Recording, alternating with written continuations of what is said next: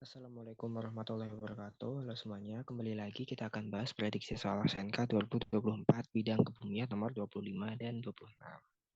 Oke, langsung aja ya. Ini nomor 25.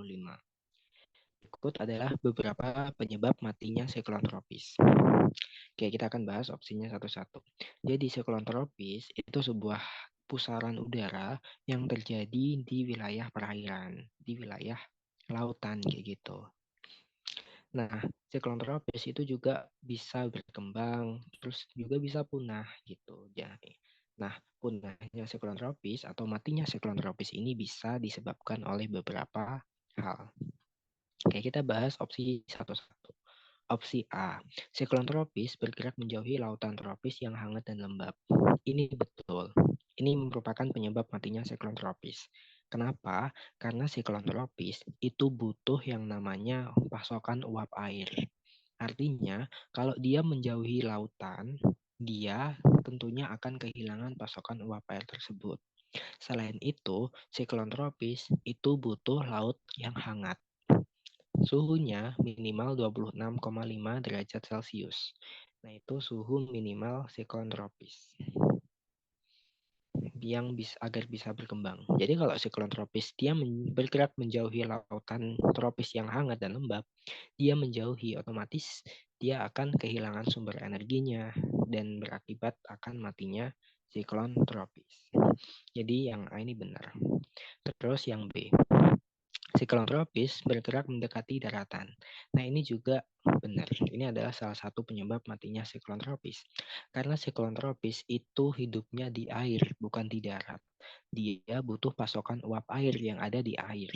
Kalau dia mendekati daratan, artinya sumber energi buat siklon tropis yang bisa agar bisa berkembang itu nggak ada. Yang berakibat matinya siklon tropis gitu. Terus yang C, siklon tropis bergerak mendekati khatulistiwa. Ini juga benar. Oke, kita nyinggung gaya Coriolis sedikit ya. Gaya Coriolis dia itu nilainya akan semakin besar kalau lintangnya makin besar juga. Artinya, semakin besar lintang atau makin mendekati ke kutub, gaya Coriolis itu juga akan semakin besar.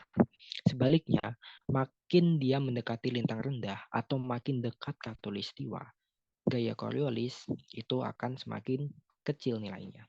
Dan kita juga ingat bahwa siklon itu membutuhkan gaya Coriolis untuk dia bisa bergerak berputar.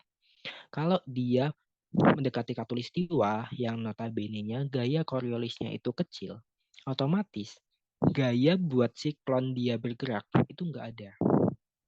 Yang berakibat apa? Ya, siklon nggak bisa berputar, yang akan berakibat kepada matinya siklon tropis. Gitu. Jadi semua jawaban di atas benar. Jawabannya D.